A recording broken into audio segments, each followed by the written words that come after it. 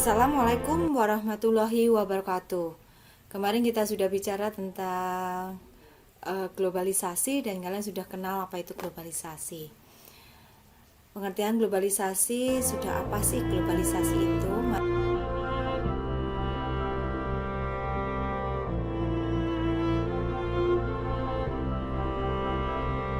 Oke, kemarin kita sudah bicara tentang permasalahan sosial dan globalisasi. Nah, saat ini kita bicara tentang permasalahan sosial akibat globalisasi. Nah, ada 4 permasalahan sosialnya, yaitu yang pertama ada neokolonialisme, yang kedua budaya populer, dan yang ketiga konsumerisme dan kerusakan lingkungan. Kita bicara yang satu-satu. Neokolonialisme. Neokolonialisme itu kayak apa sih? Penjajahan gaya baru. Seakan-akan kita tidak dijajah, namun sebenarnya dijajah. Praktek kapitalisme, globalisasi, dan pasukan kultural imperialisme untuk mengontrol sebuah negara, biasanya jajahan Eropa terdahulu di Afrika dan Asia, sebagai pengganti dari kontrol politik atau militer. Itu neokolonialisme. Dari neokolonialisme itu akan memunculkan yang namanya budaya populer. Budaya populer itu ada budaya pop atau culture populer atau totalitas ide, perilaku, citra, dan fenomena lainnya yang dipilih oleh konsensus informal di dalam arus utama sebuah budaya. Khususnya itu berpedoman pada budaya barat. Jadi yang namanya budaya populer, karena ini ada neokolonialisme, maka budaya populer itu mesti berpaku pada budaya barat. Nah, karena ada kondisi seperti itu memunculkan adanya banyak sekali orang-orang yang pengen berpacu kepada barat. Dan barat itu dijadikan sebuah pijakan, dia berkehidupan. Maka karena pijakan kehidupan, maka muncul yang namanya konsumerisme. Maka sebenarnya dia nggak butuh, jadi dibutuh-butuhkan. Nah, jadi paham ideologi yang menjadikan seseorang atau kelompok yang menjalankan proses konsumsi atau pemakaian barang hasil produksi secara berlebihan dan tidak sepantasnya secara sadar dan berkelanjutan. Karena ini pula konsumerisme ini muncullah beberapa pabrik-pabrik yang sebenarnya khusus satu saja cukup, tapi karena ada konsumerisme inilah yang memunculkan kerusakan lingkungan. Oke, ini ada sebuah video tentang apa toh ini? Masyarakat kekinian kecanduan dengan gaya hidup baru dalam beraktivitas ekonomi, yaitu apapun serba online. Mulai dari belanja, transportasi, hingga pelesir, semuanya serba di smartphone. Momentum ini menjadi pendorong lahirnya raksasa bisnis baru. Bermula dari sebuah konsep, kemudian berubah menjadi startup. Kini startup menjelma menjadi korporasi dengan valuasi di atas 1 miliar dolar Amerika atau lebih dari 13 triliun rupiah, dan biasa disebut sebagai unicorn. Mulai dari Gojek, Tokopedia, Bukalapak, hingga Traveloka menjadi primadona asing untuk menggelontorkan dana. Lantas, masihkah unicorn ini seutuhnya milik bangsa? Kolonialisme zaman now? Saya ulas sebelengkap untuk Anda. Dan ini akan menjadi sebuah pertanyaan untuk kita semua. Masihkah seutuhnya konsep-konsep brilian dari anak bangsa ini utuh milik kita? Apa sebenarnya yang sedang terjadi? Mengapa kemudian hal ini terjadi? Gojek, Anda tahu kalau Anda buka aplikasinya, itu ada banyak sekali pilihan fasilitasnya. Dari mulai Gojek, GoRide, GoSend, GoMassas, semuanya serba go. Serba online semuanya pokoknya ya. Dan ternyata hal tersebut sangat-sangat diperhatikan dengan cermat oleh para investor asing.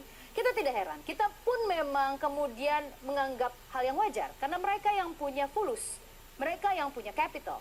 Indonesia cukup berbangga karena Nadiem Makarim misalnya beserta timnya membuat sebuah konsep yang menjadi breakthrough dalam kehidupan kita sehari-hari, yaitu pesan apapun online dan menggunakan motor ada, ya, mobil ada, box juga ada, kecantikan semuanya juga serba bisa pesan online. Ini kita sangat apresiasi dan kita sangat menyayangi produk-produk konsep dari anak bangsa ini. Kita ibarat bunga sedang ranum-ranumnya gitu.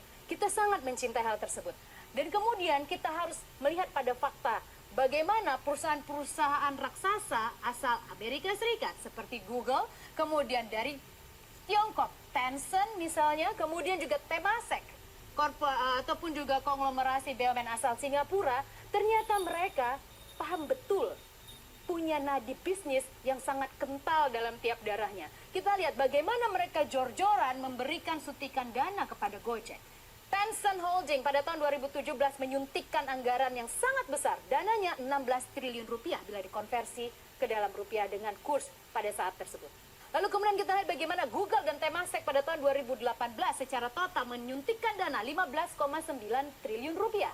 In total, dua ini saja sudah lebih dari 30 triliun rupiah. Anda bayangkan, perusahaan sebesar Google, Temasek, Tencent tidak mungkin tidak membuat sebuah perhitungan bisnis ketika akan menyuntikkan dana. Dia lihat pasar yang sangat besar, bos, di Indonesia. Dia tahu candunya kita untuk pesan apapun online, gitu. Karena kita efisien, apalagi di kota-kota besar misalnya. Macet dan lain sebagainya membuat ini menjadi sebuah solusi. Dan ketika ada market, ketika ada pasar, ceruk itu langsung diisi oleh investor asing. Caranya menggelontorkan dana. Kita apresiasi, karena memang begitulah untuk sebuah startup akan berkembang gitu ya. Kemudian jangan lupa tidak hanya itu, Gojek juga mandi investasi dari NSI Ventures, Sequoia misalnya di ST, kemudian Rakuten misalnya juga masuk, Capital Group, kemudian KKR misalnya, Warburg Pincus juga masuk untuk ke Gojek. Artinya masif sekali orang tahu bahwa Gojek adalah primadona saat ini. Gojek adalah lifestyle gitu.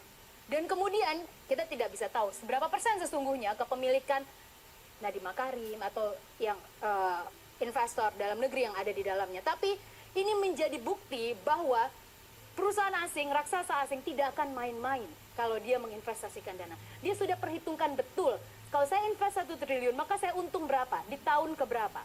Artinya ada potensi keuntungan yang sangat besar sehingga Gojek menjadi salah satu yang diminati oleh asing. Dari Gojek saya bergeser ke Tokopedia. Anda salah satu pelanggan Tokopedia, membernya apa? Gold? Sering sekali kita belanja di Tokped, menjadi salah satu solusi kita ketika berbelanja dan gak punya waktu ya. Kita lihat Alibaba Group sudah menyuntikkan dana 14,7 triliun rupiah ke dalam Tokopedia, ke dalam investasi bisnisnya.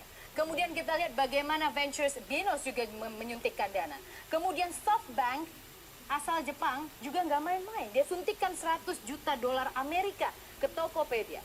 Dan kemudian SoftBank Ventures Korea yang berpusat sesungguhnya adalah di Jepang juga nggak mau kalah, juga suntikan juga ke Tokopedia. Kenapa? Karena ini brand. Brandnya sudah sangat lekat dengan aktivitas sehari-hari masyarakat Indonesia. Ketika kita belanja, kemudian ada karena mereka tidak hanya menciptakan sebuah fasilitas untuk belanja online, e-commerce dan sebagainya, atau juga transportasi online, mereka punya payment gateway.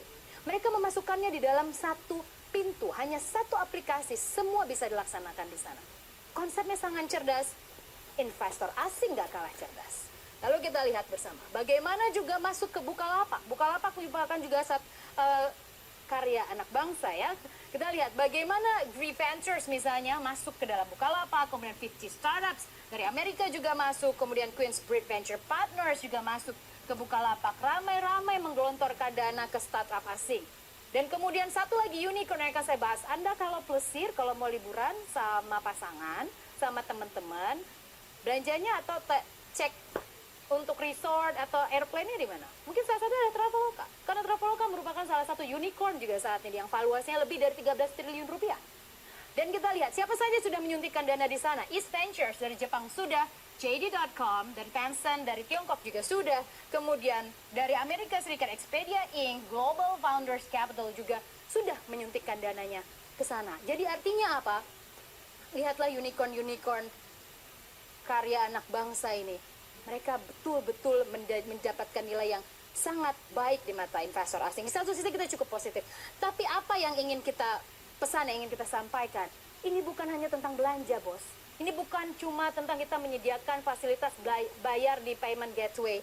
Tapi ini tentang 4 huruf, data. Unicorn-unicorn ini bisa memprofiling aktivitas kita sehari-hari. Once mereka bisa tahu aktivitas kita, apa yang kita favoritkan, kapan kita belanja, apa yang kita mau, itu mahal sekali harganya. Bahkan ekonom di dunia sudah sepakat bahwa data melebihi komoditas minyak yang dulu pernah menjadi primadona di tahun 80-an. Data adalah masa depan. Investor asing sangat-sangat tahu apa yang mereka inginkan. Data. Tapi ingat juga bahwa Kementerian Kemenkominfo mengatakan mereka sudah melindungi, walaupun baru dengan Permenhub, belum dengan undang-undang perlindungan data konsumen. Itu nanti akan dimasukkan ke dalam undang-undang tersendiri meskipun belum menjadi prioritas. Tapi yang ingin saya sampaikan adalah, apakah ini bentuk sebuah kolonialisme zaman now? Itu masih menjadi pertanyaan untuk kita semua. Karena memang kita butuh investasi. Untuk berkembang pesat dan cepat, kita butuh investasi. Dan mungkin pemerintah, mungkin ini bisa menjadi alert bagi pemerintah. Kalau kita ingin menjadi raja e-commerce misalnya di ASEAN tahun 2020, kita harus berbenah dari saat ini. Insentifkah yang kita berikan? Membuka pintukah untuk investor dalam negeri berinvestasi agar utuh? Karya anak bangsa itu milik bangsa kita secara utuh. Sehingga pasar kita tidak memandang negatif, tapi bahwa kita harus berbuat sesuatu dari mulai saat ini. Dan saya cemburu sesungguhnya, karena sayang sekali dengan proyek-proyek ataupun juga karya-karya anak bangsa ini. Sekarang sedang ngehits ya, film Dilan 1990, dan ada sebuah quote yang menarik ya. Ketika seseorang itu cemburu, itu adalah ketika dia merasa sedang tidak percaya diri. Dan mungkin saya saat ini sedang tidak percaya diri. Dan dari video itu kita bisa tahu. Kemudian kamu analisa video di atas dengan pemahaman globalisasi yang dikaitkan dengan permasalahan sosial. Yang tadi sudah dibahas bahwa tadi permasalahan sosial dari globalisasi itu mencakup dari 4 hal, yaitu neokolonialisme, budaya populer, konsumerisme, dan kerusakan lingkungan. Jadi dari video ini kamu bahas lagi dengan permasalahan, kamu analisa dengan itu semua. Kemudian setelah itu kita tutup pertemuan kali ini, dan saya rasa itu saja dari saya. Dan nanti tugas ini akan saya berikan di form tugas, dan saya kasih waktu 6 jam untuk mengerjakannya, dan pengerjaannya bisa dalam bentuk terserah kreasi kalian, dan kamu bisa buat dalam bentuk narasi ataupun dalam sebuah coretan ataupun dalam sebuah jembatan keledai, terserah kalian. Kemudian kamu upload di tugas kalian nanti. Oke saja. Billahi taufik wal hidayah. Wassalamualaikum warahmatullahi wabarakatuh.